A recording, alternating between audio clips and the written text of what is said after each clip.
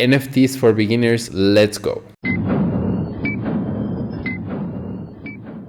Before, it was easier to tell who is the owner of a painting. After all, you receive the physical copy of the painting you bought. It becomes harder when the art is in a digital format. Art like a GIF, a tweet, a meme, a digital painting, or even a song. Well, that is the reason NFTs or non-fungible tokens were created. Something fungible is like a dollar. You can exchange it for another dollar because the value is the same. Something non-fungible can't be exchanged. For example, the Mona Lisa by Leonardo da Vinci will always be a one of one.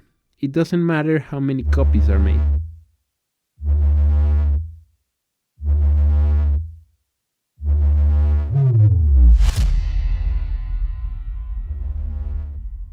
But NFTs work in a different and simple way. It records the transactions between the artist and the buyer inside the blockchain. In simple terms, it is an incorruptible ledger, letting all the world to see that you are the owner. I know what you're thinking. Are people really buying just ownership of these tokens for millions of dollars? The answer is yes.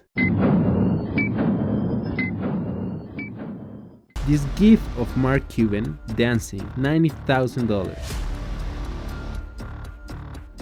The famous Nyan Cat meme was sold for $500,000. The first Twitter tweet, 2.9 million. But what stops other people from stealing your digital art? The answer is that you can steal an NFT, regardless if you have the file. The only thing that matters is that you are the owner of the token in the blockchain. It records the transaction between the artist and the buyer inside the blockchain. If you missed Bitcoin, this is your chance to embrace a new technology, and the best part is that you can buy one for yourself for just a couple of $100. And who knows, maybe you hit a home run with one NFT.